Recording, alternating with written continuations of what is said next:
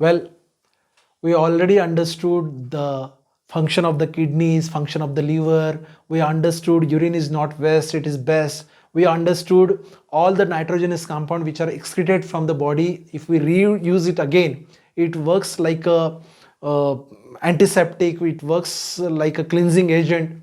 So many people have so much of doubt that already we have cleared. But some people ask, what is the principle of urine therapy? On which principle it works? Well, to understand the principle of urine therapy, one has to understand the composition of urine. Actually, 95% of urine is water. 2.5% it consists mainly urea, and the remaining 2.5% is a mixture of minerals, salts, hormones and enzymes. Only urea, the substance after which the urine is named, can be poisonous when it is present in very large amounts in the blood.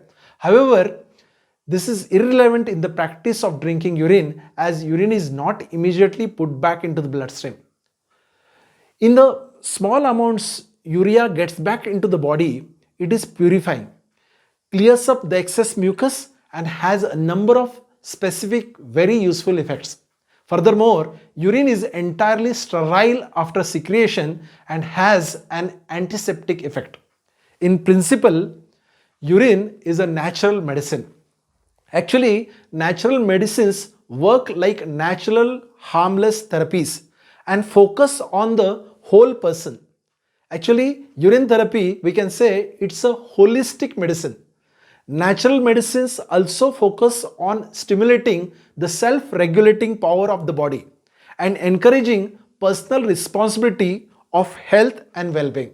The founder of Western medicine, the Greek doctor Hippocrates, often referred to this self-regulating power of human organism.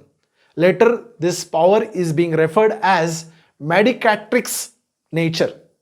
In the past few decades, especially during the COVID-19 pandemic, the medical world has regularly confronted with illness and symptoms which were related to the healing power and the immune system are correlated. Present doctors acknowledge the importance of research on the immune system and the mechanics of self-healing.